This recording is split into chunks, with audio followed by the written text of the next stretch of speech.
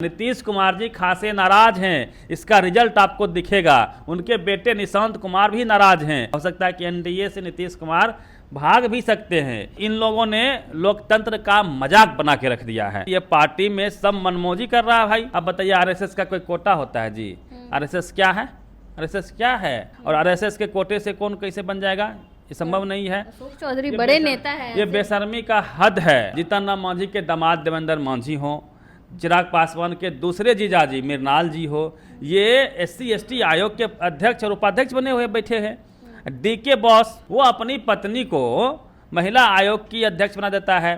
संजय झा अपनी दोनों बेटी को दिल्ली में सेट कर देते हैं। ये तमाम आयोग भंग होने जा रहे हैं, मैं इसका गारंटी लेता हूं। लूट खसोट मच जाएगी नीतीश कुमार जी के बाद जदयू में। यदि जदयू को बचाना है तो निशांत कुमार को लाना होगा। नेता प्रतिपक्ष तेजस्वी यादव ने बड़ा खुलासा किया है कि नीतीश कुमार के बेटे निशांत कुमार राजनीति में आना चाहते हैं, लेकिन कुछ लोग जो हैं उन्हें रोक रहे हैं, साजिश किया जा रहा है।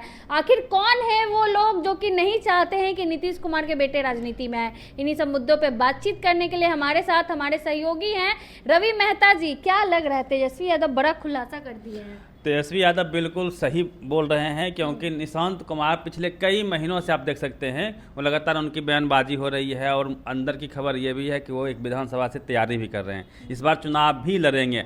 हालांकि जो लिगेसी रही है नीतीश कुमार जी की, उन्होंने स्पष्ट तौर पे कई बार कहा है कि हम अपने परिवार में से किसी को राजनीति में आने नहीं देंगे, परिवारवाद को हम नहीं फैलाएंगे। कई मंचों पर उन्होंने कहा है कि हमारे परिवार में योग्य लोग हैं, कई लोग होंगे उनके परिवार में भी, जीजा फूफा साला बहुत सारे लोग होते हैं, लेकिन किसी को भी नीतीश कुमार ने वो एडवांटेज नहीं दिया, वो प्रिविलेज नहीं दिया। लेकिन अब नीतीश कुमार की जो अवस्था है वो नेपथ्य कह लीजिए या फिर अंतिम दौर में है राजनीतिक तौर पे। हो सकता है उनका आखिरी चुनाव हो। पिछली बार ही उन्होंने कहा था कि हमारा आखिरी चुनाव है। अब वो राजनीति करने की स्थिति में नहीं दिख रहे हैं। इसलिए भी नहीं दिख रहे हैं क्योंकि उनके सिद्धांत के खिलाफ उनकी पार्टी भी लगातार काम कर रही है। अब देखिए, अभी जो आयोग बना, जिसे तेजस्वी यादव ने कहा कि ये आयोग नहीं जमाई आयोग है, नेशनल दामाद आयोग, एनडीए को उन्होंने उस तरह से फेसबुक पे ट्वीट किया है। अब आप कल्पना कीजिए कि जो व्यक्ति पूरी जिंदगी नीतीश कुमार जी परिवारवाद के खिलाफ रहे, अपने परिवार वालों को आगे आने नहीं दिए, उनके पार्टी के जो चौकरी है, जो उनके इर्द गिर्द होता है, जनरली अशोक चौधरी जी होते हैं, उन्होंने अपने दामाद को श्यान कुणाल को धार्मिक न्यास बोर्ड का अध्यक्ष बना दिया। और बेशर्मी की हद तो तब पार हो जाती है जब वो कहते हैं कि आरएसएस के कोटे से वो जो है बने हैं। अब बताइए, आरएसएस का कोई कोटा होता है जी? आरएसएस क्या है? आरएसएस क्या है? कोई संगठन भी नहीं है आरएसएस, रजिस्टर्ड संगठन भी नहीं है। और आरएसएस के कोटे से कौन कैसे बन जाएगा? ये संभव नहीं है। अशोक चौधरी बड़े नेता है। ये बेशर्मी का हद है। व्यक्ति जदयू से मंत्री हैं और वो गुण गा रहा आरएसएस का। दूसरी बात, जीतन राम मांझी के दामाद देवेंद्र मांझी हो, चिराग पासवान के दूसरे जीजाजी मृणाल जी हो, ये SC/ST आयोग के अध्यक्ष और उपाध्यक्ष बने हुए बैठे हैं। DK बॉस, बार बार कहा जाता है DK बॉस कौन है, DK बॉस कौन है? तो मुख्यमंत्री जी का जो सचिव है दीपक कुमार, वो अपनी पत्नी को महिला आयोग की अध्यक्ष बना देता है। संजय झा अपनी दोनों बेटी को दिल्ली में सेट कर देते हैं, सरकारी वकील बना देते हैं, उसमें मेंबर बना देते हैं। तो जो व्यक्ति जिंदगी भर परिवारवाद के खिलाफ लड़ता रहा हो, उसके आंखों के नीचे, नाक के नीचे इस तरह की जो घटनाएं घट रही है, ये निश्चित तौर पे चिंतनीय है। क्या लग रहा है, नीतीश कुमार को खबर नहीं है इन सब चीजों की? खूब खबर है। जब और ये नीतीश कुमार के अनुमति सहमति के बिना ये पूरा का पूरा खेल हुआ है। और नीतीश कुमार जी खासे नाराज हैं, इसका रिजल्ट आपको दिखेगा। उनके बेटे निशांत कुमार भी नाराज हैं और खबरें ऐसी भी आ रही है कि इसका एक बड़ा रिएक्शन कहीं ना कहीं आने वाले समय आपको मिलेगा। हो सकता है कि एनडीए से नीतीश कुमार भाग भी सकते हैं, ये भी खबर आ रही है। अपने बेटे को दे सकते हैं। हाँ, चूंकि मजबूर किया जा रहा है नीतीश कुमार को कि यदि अपने बेटे को वो नहीं लाएंगे तो ये पार्टी में सब मनमौजी कर रहा है भाई। जदयू किसकी पार्टी है? जदयू किसके नाम से जानी जाती है? जदयू जानी जाती है नीतीश कुमार जी के नाम से। बिना नीतीश कुमार अशोक चौधरी की कोई औकात नहीं है, बिना नीतीश कुमार संजय झा की कोई औकात नहीं है, बिना नीतीश कुमार उनके चौकरी में जितने नेता हैं, विजय चौधरी हैं, उसकी कोई औकात नहीं है। एक वोट ट्रांसफर नहीं करा सकता है ये लोग, लेकिन नीतीश कुमार को हाईजैक किए हुए हैं।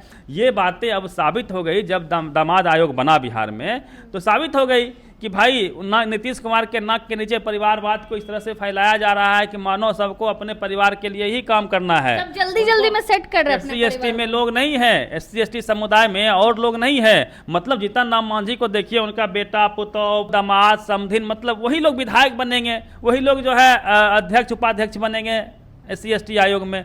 ये कहाँ से जस्टिस हो रहा है? लेकिन सब जल्दी जल्दी में लोकतंत्र, इन लोगों ने लोकतंत्र का मजाक बना के रख दिया है। और नीतीश कुमार जी अभी जो उनकी अवस्था है उसका फायदा ये लोग ले रहे हैं। नीतीश कुमार जी को भनक हुई है और उन्होंने, मुझे जहाँ तक जानकारी है, को बड़ा एक्शन लेने वाले हैं और हो सकता है कि सबको फिर से भंग करेंगे वो।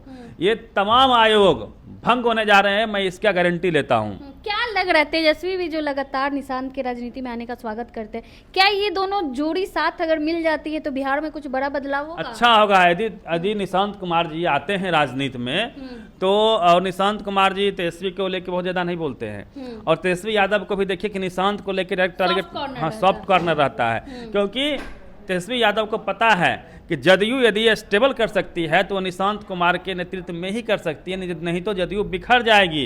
यहाँ सबका अपना ढपली है, अपना राग है, सब अपने फायदे के लिए, अपने परिवार के फायदे के लिए उसमें काम कर रहा है।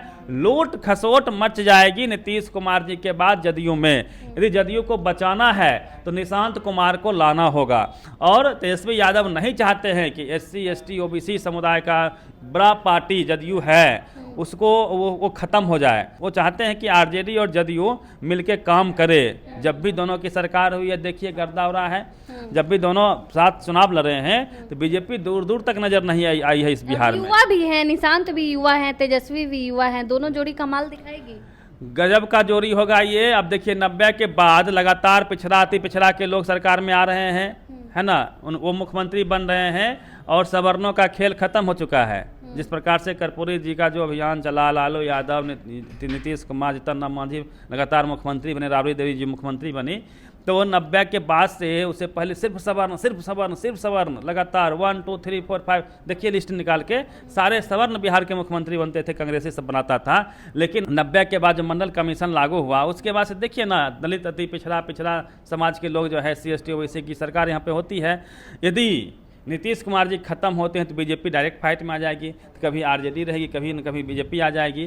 तो बीजेपी आएगी तो सवर्ण मुख्यमंत्री होंगे, इसमें कोई शक शुबा नहीं है। तो अगर JDU का अस्तित्व बचाना है तो निशांत को आना होगा, निशांत को लाना होगा। और मैं तो यहाँ तक कहता हूँ कि एक स्टेप आगे बढ़ के ऑफर कीजिए तेजस्वी जी निशांत कुमार को कि आपको मैं डिप्टी CM बनाता हूँ, हम CM रहेंगे और तेजस्वी CM रहेंगे, निशांत डिप्टी CM। हाँ, इसलिए मैं कह रहा हूँ क्योंकि निशांत कुमार जी के पास अभी अनुभव नहीं है राजनीति की, इसलिए उनको राजनीति में आके बहुत कुछ सीखना होगा। चेहरा है, नीतीश कुमार के बेटे हैं, सौम्य व्यवहार है, अच्छा व्यवहार है, पढ़े लिखे भी हैं, कोई दिक्कत नहीं है, इंजीनियर हैं वो भी, तो वो संभाल सकते हैं। लेकिन पॉलिटिकल अनुभव भी होना बेहद ज़रूरी होता है। तो पॉलिटिक्स में अचानक आएंगे, CM बन जाएंगे तो फिर उनसे व्यवस्था नहीं संभल पाएगी। तो छोटे भाई की भूमिका निभाएं और तेजस्वी यादव जी को, कम से कम हैं उम्र में बड़े निशांत जी, लेकिन तेजस्वी यादव जी राजनीति में उनसे आगे चले गए, तो दोनों भाई मिलके बिहार को संभाल सकते हैं। अभी भी मौका है, नहीं तो बीजेपी एक बार बिहार में आएगी ना तो फिर इतना सिस्टम उसका मजबूती से वो सेट करता है, फिर बिहार में मुश्किल हो जाएगा किसी की सरकार बनना। चलिए, बहुत बहुत धन्यवाद। हमारे साथ हमारे सहयोगी रवि मेहता जी थे। तेजस्वी यादव ने बड़ा खुलासा किया है कि निशांत कुमार को जो है राजनीति में आने से रोका जा रहा है, बड़ी साजिश रची जा रही है। इन सारे तमाम मुद्दों को लेकर हमने इनसे बातचीत की। बाकी आप क्या को सोचते हैं अपनी राय कमेंट बॉक्स में जरूर दें। धन्यवाद।